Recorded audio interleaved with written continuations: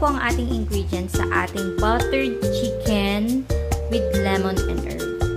Eto, meron po tayo dito chicken breast, butter, olive oil, 1 clove of garlic, yung ating lemon, ang ating herb, ang ating salt, at ang pepper. First, hatiin natin ang lemon at yung kalahati, kukunin natin yung juice. Pagkatapos, ilalagay natin yung ating thyme leaves. At isunod na rin natin agad yung ating rosemary leaves.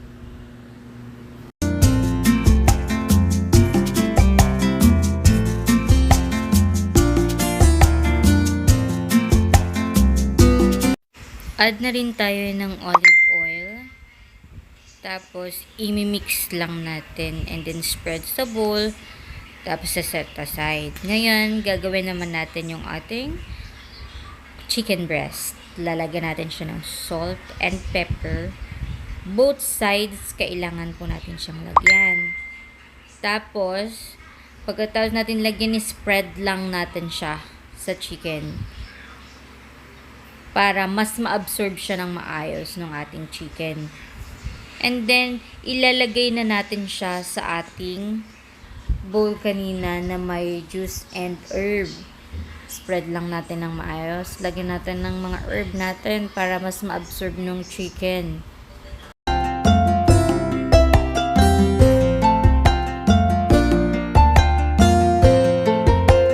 Pagkatapos natin i-prepare yung ating chicken, ipapan-seared na natin siya. Both sides. But make sure lang na wag siyang ma-overcook. Kapag golden brown na siya, pwede na natin ito baliktarin. Dahil manipis lang naman yung ating chicken, estimated time natin both sides is 2 to 3 minutes lang. Okay na yun. I-add na rin natin yung ating garlic habang siniflip natin yung chicken, inaantay natin mag-golden brown. Add natin yung ating garlic. Actually, yung garlic natin dapat kalahati lang para mas mabango yung amoy. And then, add din natin yung ating butter.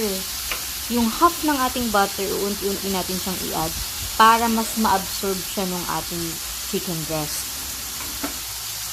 Habang nagme-melt yung ating butter, babalik na rin natin yung ating chicken para mas ma-absorb nung chicken yung butter natin. Tapos yung garlic na rin. Kasi isasama natin siya sa pag-fry eh.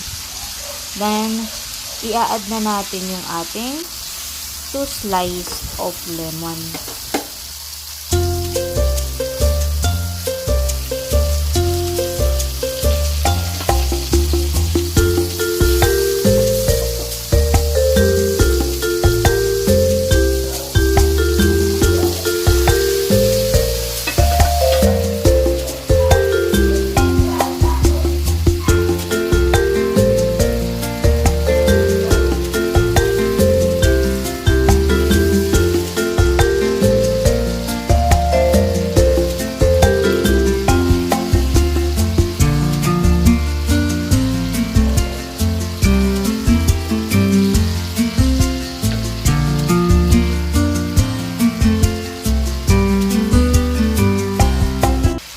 Ayan, golden brown na siya.